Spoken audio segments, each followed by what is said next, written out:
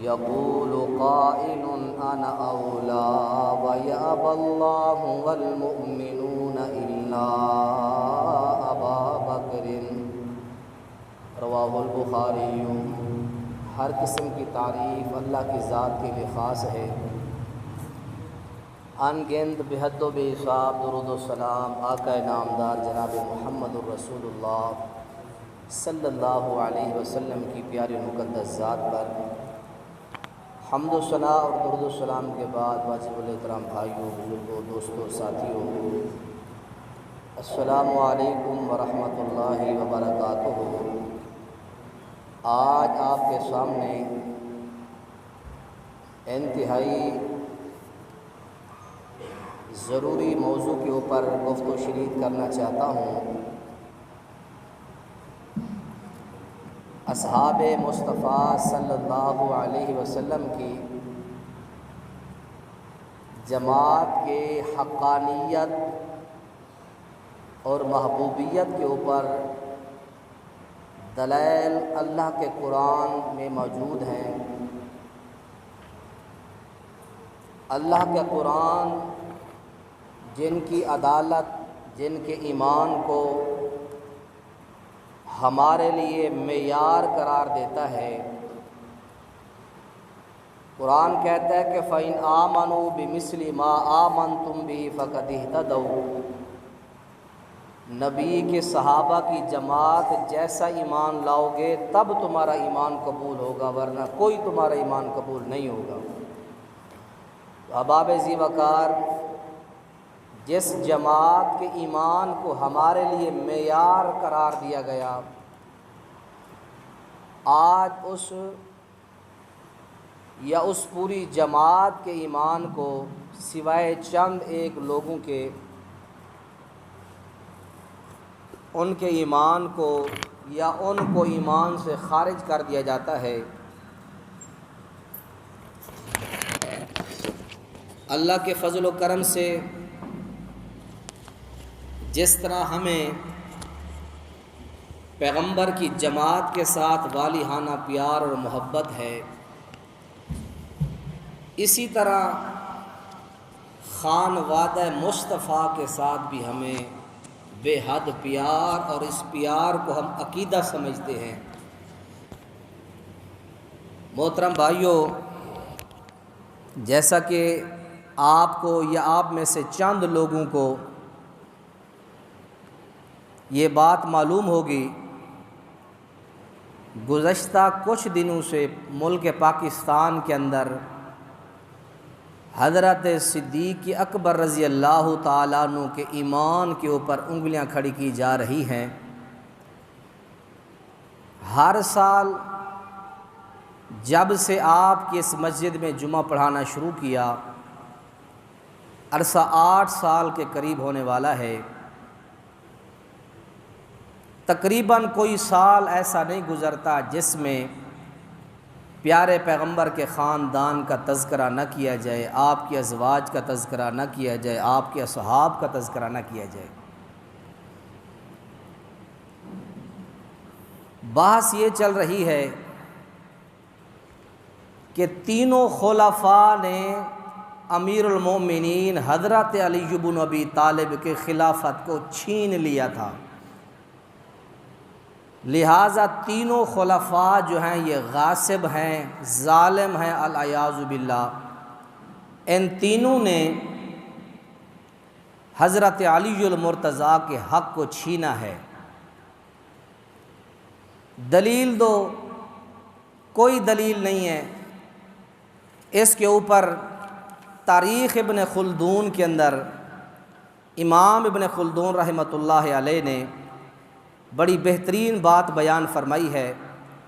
امام ابن خلدون اپنی تاریخ ابن خلدون کے اندر وہ فرماتے ہیں، ان کی ایک کتاب ہے تاریخ ابن خلدون، جلد 3 ہے، صفحہ 450 ہے۔ فرماتے ہیں کہ ھذہ الوصیۃ لم تعرف لأحد من اہل النقل۔ اے لوگو، خلافت بلا فصل کی جو دلیل تینوں خلفاء کے دشمن جو پیش کرتے ہیں، آج تک کسی ایک بندے نے، کسی ایک مورخ و محدث نے یہ وصیت بیان ہی نہیں کی صحیح سند کے ساتھ۔ کیسے مان لیا جائے؟ تو سوشل میڈیا کے اوپر تقابل ہو رہا ہے۔ سید اپنے گھر سے اٹھ کر اپنے خان وادہ کا دفاع جھوٹے لوگوں سے، پیسوں کے پجاری، شہرت کے پجاریوں سے کر رہے ہیں۔ گھر بھی سیدوں کا، نبی کے گھرانے کا دفاع نبی کے گھرانے کے لوگوں کو کرنا پڑ گیا۔ اب وہ سید ٹی ویوں کے اوپر، موبائلوں کے اوپر، اسکرینوں پر آ کر کہہ رہے ہیں کہ ہم نے اپنے نبی کے دین سے، ہم نے اپنے آباء و اجداد سے ایسی تفریق اور ایسی وصیتیں ہم نے نہیں پڑھی تھی، یہ درمیان میں کسی دشمن کی ہوائی اڑائی ہوئی ہے۔ اسی طرح امام ابن تیمیہ رحمۃ اللہ علیہ 661 ہجری کے اندر پیدا ہوتے ہیں۔ میں تمہید کے طور پر یہ چند ایک حوالہ جات آپ کو بتا دوں، آپ توجہ میری طرف رکھیں۔ جب آپ کے سامنے یا کسی کے سامنے بھی ایسے لوگ آتے ہیں پھر ہم سے بات نہیں ہوتی، 10 منٹ بیٹھے ہیں، 20 منٹ بیٹھے ہیں، ریکارڈ کریں، لکھیں، پڑھیں، تاکہ کسی کے ساتھ بات کرنے کی آپ لوگ لائق اور قائل ہو سکیں۔ اب جو وہ ڈیبیٹ اور مناظرہ ہوا چینل کے اوپر، نیچے جو کومنٹس میں نے پڑھے، کوئی سبزی بیچنے والا، کوئی بزنس مین، کوئی کاروباری، کسی کو علم حدیث کی خوشبو بو تک نہیں ہے، وہ جھوٹے کے بارے میں کہہ رہا ہے کہ زندہ باد زندہ باد، پتہ ہی نہیں ہے کچھ، حقیقت سے ناآشنا ہے، جو زبان دراز ہے، جس کے اندر پھرتی ہے، جو جھوٹ کو ملمع ساز کر کے بیان کرنے کی مہارت رکھتا ہے، آج زمانہ اسی کو حق والا کہتا ہے۔ دلیل نہیں دیکھتے، دلائل نہیں دیکھے، سند نہیں دیکھی، نہ قرآن دیکھا نہ حدیث دیکھی۔ قرآن سے 10 آیات پیش کی گئی حضرت علی رضی اللہ تعالیٰ عنہ کی افضلیت کے اوپر، ایک آیت بھی ان میں سے حضرت علی المرتضیٰ، میرے اور آپ کے دنیا اور آخرت کے امام حضرت امام علی رضی اللہ تعالیٰ عنہ کی اولیت اور خلافت کے اوپر ایک بھی قرآن کی آیت دلالت نہیں کرتی۔ ایسے گھوڑے دوڑاتے جا رہے ہیں، نیچے زندہ باد کے نعرے لگائے جا رہے ہیں۔ امام ابن تیمیہ 661 میں پیدا ہوئے، 728 میں فوت ہوئے۔ ان کی ایک کتاب ہے جو عقیدہ واسطیہ ہم اس مدرسے میں پڑھتے ہیں، وہ فرماتے ہیں ذالک بانہم یؤمنون بان الخلافۃ بعد رسول اللہ ابو بکر ثم عمر ثم عثمان ثم علی رضی اللہ عنہم۔ وہ فرماتے ہیں کہ اہل السنہ کا یہ اجماع ہے، عقیدہ ہے، اللہ کے نبی کے بعد نبی کا جو سب سے پہلا خلیفہ ہے وہ حضرت صدیق، پر وہ ترتیب ہے۔ نمبر 2، علامہ قرطبی، ان کی ایک تفسیر ہے، تفسیر قرطبی کی 8ویں جلد، اس کا صفحہ 148 ہے، اس کے اندر وہ فرماتے یہ 661 ہجری کے پیدا ان کی پیدائش ہے، آج سے 600 سال پرانے محدث ہیں، مفسر ہیں۔ یہ کیا فرماتے ہیں؟ فرماتا ہے کہ فضل الصدیق علی جمیع الصحابۃ، کہ حضرت صدیق اکبر کی افضلیت تمام صحابہ کا اس کے اوپر اجماع ہے، علی جمیع الصحابۃ، تمام صحابہ کا صدیق اکبر کی افضلیت کے اوپر تمام کا اجماع ہے۔ اسی طرح ایک تیسرے محدث ہیں 233 ہجری میں جن کی پیدائش ہے، 233 ہجری، 94 سال تک سارے صحابہ وفات پا چکے تھے، 94 سال، 100 سال تک کوئی صحابی اللہ کے نبی کا اس دنیا پر موجود نہیں تھا۔ تو یہ دیکھیں 223 ہجری، 33 ہجری، صحابہ تابعین، تبع تابعین کا زمانہ۔ امام یحییٰ بن معین کی کتاب ہے تاریخ یحییٰ بن معین کا، صفحہ 1620 ہے، وہ کیا فرماتے ہیں؟ خیر هذه الامت بعد نبیها ابو بکر ثم عمر ثم عثمان ثم علی ھذا قولنا وھذا مذہبنا۔ وہ فرماتے امام یحییٰ بن معین رحمۃ اللہ علیہ، اس امت میں نبی کے بعد سب سے بہترین اگر کوئی بندہ تھا وہ حضرت ابو بکر، حضرت عمر، حضرت عثمان، حضرت علی المرتضیٰ، یہ ترتیب کے ساتھ انہوں نے بیان کیے۔ نمبر 4، ایک صحابی کا قول حضرت عبداللہ بن مسعود رضی اللہ تعالیٰ عنہ کا قول ہے، مستدرک حاکم کے اندر امام حاکم نے سند صحیح کے ساتھ اس کو بیان کیا ہے۔ صحابی فرماتے ہیں کہ اجمع اصحاب النبی صلی اللہ علیہ وسلم واستخلفوا ابا بکر رضی اللہ تعالیٰ عنہ، نبی کے بعد تمام صحابہ کے متفق اجماع کے ساتھ حضرت صدیق کو خلافت سونپ دی گئی۔ نمبر 5، امام شافعی رحمۃ اللہ علیہ، ان کے کتاب ہے الاعتقاد۔ امام شافعی 150 میں پیدا ہوئے اور اسی طرح 204 میں ان کی وفات ہوتی ہے۔ الاعتقاد کے اندر امام شافعی فرماتے ہیں ما اجمع المسلمون علیہ من ان یکون خلافت واحدا فاستخلفوا علی ابا بکر، مسلمانوں نے اتفاق کیا کہ خلیفہ ایک ہونا چاہیے مسلمانوں میں۔ وہ آگے بتاؤں گا کہ صحابہ میں سے انصار بھی کھڑے ہو گئے، مہاجرین بھی کھڑے ہو گئے کہ ہمیں بھی نبی کے خلافت یا نبی کے بعد جو ہے ہمیں بھی اس منصب میں سے کوئی حصہ دیا جائے۔ تو صحابہ میں پھر یہ رائے پائی کہ خلیفہ ایک ہونا چاہیے، تو پھر کیا کیا گیا؟ فرماتے ہیں کہ واحداً فاستخلفوا ابا بکر، تو تمام صحابہ نے متفقہ طور کے اوپر حضرت صدیق کو خلیفہ مان لیا۔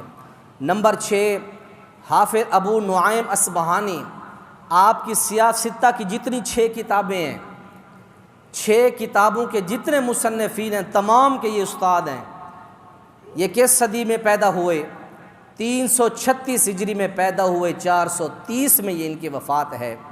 امام ابو نعیم اصبہانی رحمۃ اللہ علیہ، یہ بھی اپنی کتاب الامامۃ والرد علی الرافضۃ، اپنی کتاب کے صفحہ 214 اور 215 پر فرماتے ہیں کہ یقال للامامیۃ، کہتے ہیں کہ مہاجرین اور انصار پر اعتراض کرنے والوں سے پوچھئے کہ کیا ان کے اوپر کسی نے تلوار رکھ دی تھی کہ تم نے صرف ابو بکر کی خلافت پر اجماع کرنا ہے؟ پوچھو ان منکرین سے کہ مہاجرین نے کیوں پہلا خلیفہ تسلیم کیا تھا ابو بکر کو رضی اللہ تعالیٰ عنہ، اور انصار نے کیوں پہلا خلیفہ تسلیم کیا تھا حضرت صدیق اکبر کو؟ کیا گن پوائنٹ پر ان سے یہ کام کرایا گیا تھا؟ تو یہ ان کا ایک اپنا ایک وجد ہے، وجدان میں فرماتے ہیں۔ اور اسی طرح امام حاکم جو 405 ہجری کے اندر پیدا ہوتے ہیں، اپنی کتاب المستدرک علی الصحیحین کے اندر وہ بھی فرماتے ہیں کہ ذکر الروایات الصحیحۃ یعنی صحابتی، اور فرماتے ہیں کہ صحابہ کی جتنی جمعی روایات ہیں ان تمام روایات کو جمع کیا جائے، ان سے ہمیں کیا سبق ملتا ہے کہ بِإِجْمَاعِهِمْ فی مخاطبتہم ایاہ یا خلیفۃ رسول اللہ صلی اللہ علیہ وسلم، صحابہ کے اجماع سے یہ بات معلوم ہے کہ صحابہ نے اجماعی طور پر حضرت صدیق اکبر کو فی مخاطبتہم، اپنے خطاب میں، اپنے بلانے اور پکارنے میں یہ لفظ بولتے تھے صحابہ، یا خلیفۃ رسول اللہ، اے رسول کے خلیفے ہماری بات سنیں۔ یعنی صحابہ کا یہ ایک انداز بن چکا تھا، آپ کو خلیفہ تو رسول ہی کہہ کر پکارتے تھے۔ اور اسی طرح جو ہے 8ویں نمبر کے اوپر امام بہقی رحمۃ اللہ علیہ، یہ 384 ہجری میں پیدا ہوئے اور 458 ہجری کے اندر یہ وفات پاتے ہیں۔ ان کے کتاب الاعتقاد، الاعتقاد کے اندر یہ فرماتے ہیں، ایک باب قائم کرتے ہیں، باب اجتماع المسلمین علی بیعت ابی بکر صدیق، کہ یہ باب ہے اس بارے کہ مسلمانوں کا اس بات پر اجماع ہے وانعقادہم الی الامامیۃ، مسلمانوں کا حضرت صدیق اکبر کی بیعت پر اور ان کی امامت کے اوپر سب مسلمانوں کا اجتماع، اور ان کا اس کے اوپر جو ہے اجماع ہے سب کا، یہ امام بہقی فرماتے ہیں۔ اور اس طرح 9ویں نمبر کے اندر قاضی ایاز 544 ہجری میں پیدا ہوئے، یہ فرماتے ہیں قاضی ایاز رحمۃ اللہ علیہ، اکمال المعلم بفوائد مسلم، اس کی 6ٹی جلد میں، کہ ان عقد الولایت ابی بکر بالاختیار والاجماع، صحابہ کے اجماع اور ان کے انعقاد کے ساتھ حضرت صدیق اکبر کی خلافت، یہ اس کے اوپر اتفاق ہو چکا ہے۔ اور مورخ ابن خلدون جو 808 ہجری میں پیدا ہوئے، وہ بھی یہ فرماتے ہیں، جو کہتے ہیں کہ حاذی الوصیۃ لم تعرف لأحد من اہل النقل، جو لوگ کہتے ہیں کہ اللہ کے نبی نے ایک وصیت لکھوائی تھی کہ میرے بعد میرا خلیفہ حضرت علی المرتضیٰ ہوں گے، تو یہ 8ویں صدی کا محدث کہتا ہے کہ آج تک کسی محدث نے اس طرح کی بات اپنی کتاب میں نقل نہیں کی صحیح سند کے ساتھ۔ صحابہ سے بوجھ نہیں ہے، حضرت علی المرتضیٰ رضی اللہ تعالیٰ عنہ۔ اب میں نے جس طرح بتایا کہ سید گھروں سے نکل کر آ رہے ہیں روڈ کے اوپر، اے لوگوں جھوٹوں سے بچو، یہ سستی شہرت اہل بیت کے نام پر کمانا چاہتے ہیں۔ اہل بیت کی محبت ہی ایسے ہے جس کے سامنے بیان کر دو وہ گرویدہ ہو جاتا ہے۔ یہ چند جہلاء کھڑے ہو کر اہل بیت کے جھوٹے فضائل گھڑ کر لوگوں کی نظریں، لوگوں کے مال اپنی طرف پھیرنا چاہتے ہیں۔ ان کا مقصد حضرت علی المرتضیٰ کی افضلیت بیان کرنا نہیں ہے، ان کا مقصد حضرت جعفر اور اس طرح جتنے اہل بیت کے شہزادے ہیں ان کے فضائل بیان کرنا مقصد نہیں ہے، ان کا مقصد صرف مال بٹورنا، جھوٹی شہرت پانا مقصود و مطلوب ہے۔ اس لیے میرے بھائیوں فرماتے ہیں کہ حاذہ الوصیۃ لم تعرف، یہ کسی کتاب دنیا کے اندر حضرت علی المرتضیٰ اللہ کے نبی کے بعد خلیفہ ہوں گے یہ کسی نے نقل نہیں کیا آج تک۔ اور سب سے آخری حوالہ، اور میں پھر آگے حدیثیں شروع کرتا ہوں۔ ملا علی قاری حنفی رحمۃ اللہ علیہ 1014 کے اندر یہ پیدا ہوئے، اور ان کی ایک کتاب ہے مرقات المفاتیح، یہ مشکات شریف کی شرح ہے، اور دوسری ان کی کتاب ہے شرح فقہ اکبر۔ فقہ اکبر کے اندر بھی وہ فرماتے ہیں ملا علی قاری رحمۃ اللہ علیہ کہ قد اجمعوا علی افضلیت و حقیقیت خلافتہ۔ ملا علی قاری رحمۃ اللہ علیہ فرماتے ہیں صحابہ نے اجماع کر لیا تھا صدیق اکبر سے افضل کوئی نہیں ہے، اور آگے فرماتے ہیں کہ سب سے زیادہ خلافت کے مستحق کوئی ہیں تو حضرت صدیق اکبر ہیں۔ یہ جتنی صدیاں گزری ہیں سب صدیوں کے محدثین علماء اس بات کو مانتے آ رہے ہیں۔ 32 کے قریب حوالہ جات ہے میرے پاس، میں آپ کو محدثین کے چاروں مسالے کے، ایک مسئلہ کا محدث نہیں، چاروں مسالے کے محدثین اس بات پر متفق ہیں کہ اللہ کے نبی کے بعد نبی کا جو جان نشین مقرر ہوا وہ حضرت صدیق اکبر مقرر ہوئے۔ تو یہ چند ایک حوالہ جات تھے۔ اب میں آپ کے سامنے کچھ احادیث رکھنا چاہتا ہوں جن سے یہ روز روشن کی طرح واضح ہو جائے گا کہ اللہ کے نبی کا سب سے پہلا جو خلیفہ ہے حضرت صدیق اکبر ہے۔ آپ یہ حدیثیں نوٹ کر لیں، آپ کو دھوکہ دینے والے، آپ کو جھوٹے فضائل بیان کرنے والے، ان سے کہیں صحیح سند کے ساتھ یہ جو فرق آپ بیان کر رہے ہیں کہ تینوں خلیفے غاصب تھے، تینوں نبی کے خلفاء ظالم تھے نعوذ باللہ، انہوں نے حضرت علی المرتضیٰ کی وصیت کو، آپ کی خلافت کو چھینا ہے۔ اللہ کے قرآن کے 30 پاروں میں سے کوئی ایک آیت بیان کر دیں آپ، اور صحیح البخاری صحیح مسلم سے ایک حدیث بیان کر دیں جو اشارتاً کنایتاً حضرت علی المرتضیٰ رضی اللہ تعالیٰ عنہ کی خلافت بلا فصل کی دلیل ہو، ایک حدیث بیان کر دیں صحیح سند کے ساتھ بخاری اور مسلم سے۔ اب میں آپ کے سامنے یہ چند ایک احادیث رکھنے جا رہا ہوں، توجہ میری طرف فرمائیں۔ آپ کو ان کا فائدہ ہوگا اس وقت جب آپ کا ٹاکرا ہوگا ایسے منکروں کے ساتھ، وگرنہ آپ منہ میں انگلی ڈال کے بیٹھے رہیں گے۔ اب میں آپ کو یہ بہترین حدیث سے مواد پیش کر رہا ہوں، آپ ان کو ذہن اور دماغ کی کھڑکیوں کے اندر اپنے دلوں کی زمین پر اس کو نصب کر لیں۔ سب سے پہلی حدیث ملاحظہ فرمائیں، پیارے پیغمبر جناب محمد الرسول اللہ صلی اللہ علیہ وسلم کی زندگی سے چند ایک احادیث میں آپ کے سامنے پیش کرتا ہوں۔ اماں جی عائشہ رضی اللہ عنہ فرماتی ہیں رسول معظم کا جب مرض بڑھ گیا، جب مرض بڑھا مغرب کے ٹائم، یعنی اس دن آپ صلی اللہ علیہ وسلم کو 7 پانی کی مشکیزیں ڈال کر ایک ٹپ میں بٹھا کر نہلایا گیا، لیکن پھر بھی افاقہ نہ آیا۔ پانی ڈالا جاتا، صحابہ کھڑا کرتے، پھر آپ کو غشی آ جاتی، پھر بیٹھ جاتے۔ بارہا کوشش کی لیکن آپ سے کھڑا ہی نہ ہوا گیا۔ اس تناظر میں پھر اللہ کے نبی نے جب دیکھا کہ مجھ سے مسجد میں اب نہیں جایا جاتا، اللہ کے نبی علیہ الصلوۃ والسلام نے اس وقت فرمایا، صحیح بخاری کے اندر ہے، اپنی بیوی اماں جی عائشہ رضی اللہ عنہا کو کہ عائشہ اپنے ابو کو حکم دیں، مرو ابا بکر فلیصلی بالناس، آپ حکم دیں کہ اپنے بابا کو وہ مصلی کے اوپر کھڑے ہو کر مسلمانوں کو نماز پڑھائیں۔ یہ صحیح بخاری کے اندر ہے۔ آپ کہیں گے کہ اس کے اندر کون سی کوئی واضح دلیل ہے؟ اس سے اگلی حدیث ملاحظہ فرمائیں، صحیح بخاری کے اندر 56-66 نمبر ہے، صحیح مسلم کے اندر 2387 نمبر یہ حدیث پاک ہے۔ واضح الفاظ ملاحظہ فرمائیں، اللہ کے نبی کی بیوی اماں جی عائشہ فرماتی ہیں، اللہ کے نبی نے مجھے فرمایا، ادعی لی اباکی و اخاکی، اے میری پیاری عائشہ اپنے ابو کو اور اپنے بھائی کو بلاؤ۔ اور اگلے الفاظ کیا ہیں؟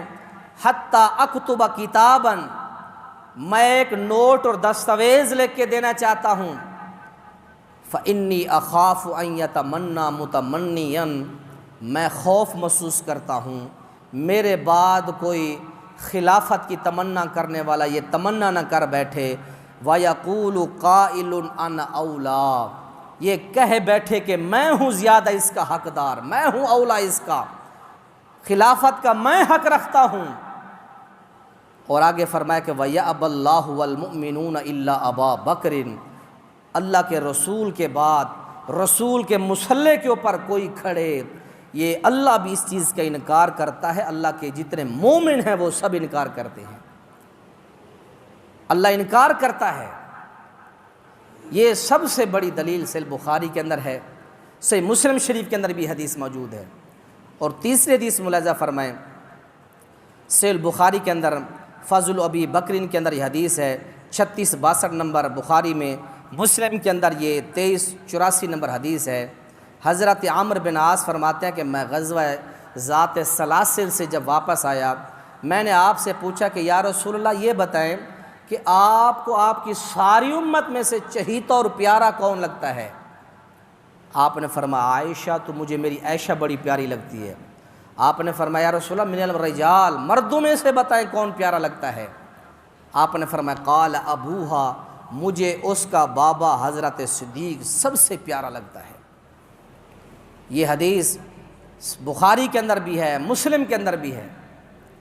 اور اسی طرح تیسری حدیث ملاحظہ فرمائیں، پیارے پیغمبر جناب محمد رسول اللہ صلی اللہ علیہ وسلم کے صحابی حضرت ابو موسیٰ اشعری فرماتے ہیں، مدینہ کے باغوں میں سے کسی ایک باغ میں داخل ہو گئے، مجھے دروازے کی چوکھٹ پر کھڑا کر دیا کہ کوئی آئے سائل، جب تک میں اجازت نہ دوں اس سے اندر نہ آنے دینا۔ فرماتے ہیں کہ دروازے پر دستک ہوئی، دروازے کے اوپر دستک ہوئی تو میں نے دروازہ کھول کر دیکھا تو حضرت صدیق اکبر رضی اللہ تعالیٰ عنہ موجود تھے۔ میں نے جا کر آپ کو بتایا کہ اللہ کے نبی جس طرح آئے ہیں صحابی حضرت صدیق اکبر، تو آپ نے فرمایا استأذنہ وبشرہ بالجنہ، ان کے لیے دروازہ بھی کھول دیں اور ان کو جنت کی بشارت بھی سنا دیں۔ اب یہ حدیث جامع ترمذی کے اندر 3710 نمبر حدیث ہے۔ اور اسی طرح ایک اور حدیث بخاری سے ملاحظہ فرمائیں، اور یہ حدیث پاک جو آپ کو سنا رہا ہوں یہ صحیح بخاری کے اندر فضائل اصحاب النبی کے چیپٹر کے اندر حدیث موجود ہے، اور حدیث کا نمبر جو ہے 3671 نمبر حدیث ہے۔ یہ حدیث بیان کرنے والے سند میں ایک راوی ہیں محمد بن حنفیہ، یہ محمد بن حنفیہ جو راوی ہیں حضرت علی کے بیٹے ہیں، یہ اماں فاطمہ سے نہیں ہیں، یہ حضرت علی کے اور بھی اماں فاطمہ کے وفات کے بعد نکاح ہیں۔ تو محمد بن حنفیہ رحمۃ اللہ علیہ یہ حضرت علی المرتضیٰ کے بیٹے ہیں۔ وہ فرماتے ہیں محمد بن حنفیہ رحمۃ اللہ علیہ، قلت لأبی، ابی سے مراد حضرت علی المرتضیٰ ہیں، میں نے اپنے بابا علی المرتضیٰ رضی اللہ تعالیٰ عنہ سے پوچھا کہ ابو جی مجھے بتائیں ای الناس خیر بعد رسول اللہ، تاریخی کتابیں چھوڑیں، یہ صحیح البخاری ہر موبائل میں، ہر گھر میں، ہر مسلک میں، ہر مسجد میں موجود ہے۔ کھولیں، دیکھیں، پڑھیں، جھوٹوں کا مقابلہ کریں۔ سوشل میڈیا استعمال کرتے ہو، پیکج لگاتے ہو، سارا نیٹ استعمال کرتے ہو، ان چیزوں کو پڑھو، یاد کرو، یہ اپلوڈ کرو۔ یہ آپ نوجوانوں کا کام ہے، آپ بھائیوں کا کام ہے جنہوں نے مہنگے مہنگے آلات رکھے ہوئے ہیں۔ آپ نہیں کرو گے تو کون کرے گا؟ قادیانی نوجوان تیار کر رہے ہیں، مرزائی نوجوان تیار کر رہے ہیں، جتنے باطل مذاہب ہیں وہ ینگ نوجوان، ینگ جنریشن کو تیار کر رہے ہیں۔ اور ہمارے دین کے پاسبان صرف 2-4 باب بزرگ ہوتے ہیں۔ نوجوانوں کی اکثریت جو ہے وہ یہود و نصارہ کے پروگراموں دیکھنے کے اوپر لگی ہوئی ہے۔ یہ کون کرے گا اگر یہ نوجوان نہیں کریں گے؟ تو اس لیے آپ کا حق بنتا ہے، کوئی بندہ آئے میڈیا کے اوپر بیٹھ کے حضرت صدیق اکبر کے اوپر تان کرے، حضرت عثمان کے اوپر آ کے وہ غاصب کا فتویٰ لگائے، حضرت علی المرتضیٰ کو نعوذ باللہ ظالم کہے، اور تم مسلمان چسکے لیتے رہو، یہ ایمانی غیرت کے ختم ہونے کی علامت ہے۔ یہ یاد کریں آپ یہ دلائل، کیوں نہیں پڑھتے آپ لوگ؟ آپ لوگوں کا مقصد 8 دن بعد مسجد میں آنا ہے، یا 20 افراد ایک گھر میں رہتے ہیں، فیملی ممبر، اس گھر میں سے صرف سفید سر والے کا حق ہے نماز پڑھے، سفید داڑھی والے بزرگ کا، یہ چٹے سر والی بزرگ ماں کا حق ہے کہ وہ صبح اٹھ کے مصلی میں بیٹھے قرآن کھولے، باقی کسی کا حق نہیں ہے۔ بربادی ہو رہی ہے آپ کے معاشرے کی، آپ کا معاشرہ جہنم کے کنارے پر پہنچ چکا ہے، کوئی دین پڑھنے والا نہیں ہے۔ کوئی پروگرام کر لیں آپ، ایک سیاسی کر لیں، ایک دینی کر لیں، دیکھ لیں گیدرنگ کس کی زیادہ ہوتی ہے۔ سیاسی پروگرام کی گیدرنگ زیادہ ہوتی ہے۔ کیوں؟ ہمارے دل ایسے ایسے دین سے نکلتے جا رہے ہیں۔ شیطان نے آپ کے ہاتھوں میں ایسے آلات دے دیے، سارا دن بیٹھیں گے فیس بک کے اوپر، دوسرے آلات کے اوپر، دین کے لیے نہیں آئیں گے۔ تو پھر کیا ہوگا؟ وہ جھوٹے لوگ یہ سکالر تیار کر رہے ہیں، یہ لیکچرار تیار کر رہے ہیں، لادینیت آ رہی ہے، بد مذہبی آ رہے، صحابہ کے اوپر اٹیک آ رہا ہے، ان قریب آپ کے قرآن میں تغیر و تبدل کر کے آپ کی نسل کو دے دیا جائے گا۔ تو یہ اہل بیت کے گھر سے دلیل پیش کر رہا ہوں، اس کو اپنے ذہنوں پر لکھ کر لے جاؤ۔ ای الناس خیر بعد رسول اللہ، محمد بن حنفیہ فرماتے ابو علی یہ بتائیں کہ نبی کے بعد اس کائنات کا سب سے بہترین انسان کون ہے؟ یہ کیوں تقابل کیا جا رہا ہے؟ ایک حوالہ دکھائیں جس میں حضرت علی اور حضرت صدیق کے درمیان کوئی تفاوت، کوئی دشمنی، کوئی بغض ہو۔ حضرت علی رضی اللہ تعالیٰ نے فرمایا تھا، امام ابن عاصم رحمۃ اللہ علیہ نے اپنی کتاب السنہ میں یہ حدیث نقل فرمائی ہے کہ میری محبت میں غلو کی وجہ سے بعض لوگ جہنم میں جائیں گے، اور میرے ساتھ بغض رکھنے کی وجہ سے بعض لوگ جو ہے وہ جہنم کے اندر جائیں گے۔ محبت کی ایک لمٹ ہے، اس لمٹ سے جب کراس کریں گے وہ غلو ہو جائے گا۔ حضرت علی المرتضیٰ کو اٹھایا، تمام نبیوں سے افضل قرار دیا، جزوی فضیلتیں ساری اپنی جگہ، بہرکیف حضرت علی کا جواب سنیں۔ فرماتے ہیں کہ قال ابو بکر، اس امت میں سب سے افضل اگر کوئی بندہ ہے تو حضرت صدیق اکبر ہے۔ ثم من، پھر کون ہے ابو جی؟ ثم عمر، پھر عمر، وخشیت ان یقول عثمان، پھر میں ڈر گیا۔ ابو جی حضرت صدیق کا نام بھی لے چکے، حضرت عمر کا نام بھی لے چکے، اب کہیں حضرت عثمان کا نام نہ لے لے۔ میں نے کہا پھر ثم انت، پھر تو تم ہو، تیسرا نمبر تو آپ کا بنتا ہے۔ تو سنیے حضرت علی المرتضیٰ کی زبان سے الفاظ، صحیح بخاری کے اندر دیکھنا چاہیں یہ حدیث آپ کو دکھا سکتے ہیں، ما انا الا رجل من المسلمین، اے بیٹا محمد بن حنفیہ میں کہاں، میرا مقام تو عام مسلمانوں جیسا ہے، مجھ سے ابو بکر بڑا ہے، عمر مجھ سے بڑا ہے، عثمان مجھ سے بڑا ہے رضی اللہ عنہم، یہ بڑے جلیل القدر ہستیاں ہیں۔ ما انا الا رجل من المسلمین، میں مسلمانوں میں سے ادنا سا انسان ہوں۔ میں یہ ان کی عاجزی ہے، یہ ان کا اپنا ایک صحابہ کے ساتھ، نبی کے ان وزیروں کے ساتھ ایک محبت کا انداز ہے۔ اس محبت کے انداز کو چھوڑ کر جھوٹی قصے کہانیوں والی روایات، جس طرح میں نے خطبے میں آپ کو بتایا تھا کہ خلیفہ ہارون رشید کے دور میں ایک ملحد گرفتار ہوا تھا، جس کو خلیفہ ہارون نے کہا کہ اس کی گردن سر سے اتار دو۔ ملحد اور زندیق نے کہا میں نے 4000 احادیث حلال کو حرام اور حرام کو حلال قرار دی، میں نے ایسی جھوٹی روایتیں گھڑ کے میں نے لوگوں میں پھیلا دی، ان کا کیا کرو گے؟ تو خلیفہ نے کہا اللہ کے دشمن ابو اسحاق فزاری جیسے لوگ اور عبداللہ ابن مبارک جیسے لوگ ہیں، ان کو چھلنی میں ڈال کر ایک ایک حرف نکال کر بہر پھینک دیں گے۔ اسی طرح فیس بک پر پوسٹیں پڑھ کر خود مفتیان کرام نہ بنیں، آپ وہ ان پوسٹوں کو، ان چیزوں کو اپنے علماء کی طرف لے کے جائیں، اپنے جو آپ کے معتمد مستند علماء ہیں ان تک یہ چیزیں لے کر جائیں، وہ آپ کو صحیح اور ضعیف، جھوٹ اور سچ میں فرق کر کے آپ کو علماء کرام دیں گے۔ تو یہ معیار ہے حدیث صحیح، ضعیف، حسن، یہ محدثین نے محنتیں کی ہیں اس کے اوپر، ان کو دیکھ کر پھر ہم نے حدیثوں کو آگے پرکھنا ہے، دیکھنا ہے۔ اس لیے میرے بھائیوں اور بھی بہت ساری بے شمار حدیثیں ہیں، اللہ تعالیٰ سے دعا کریں اللہ تعالیٰ ہمیں تمام صحابہ کی محبت اپنے دلوں میں رکھنے کی توفیق دے۔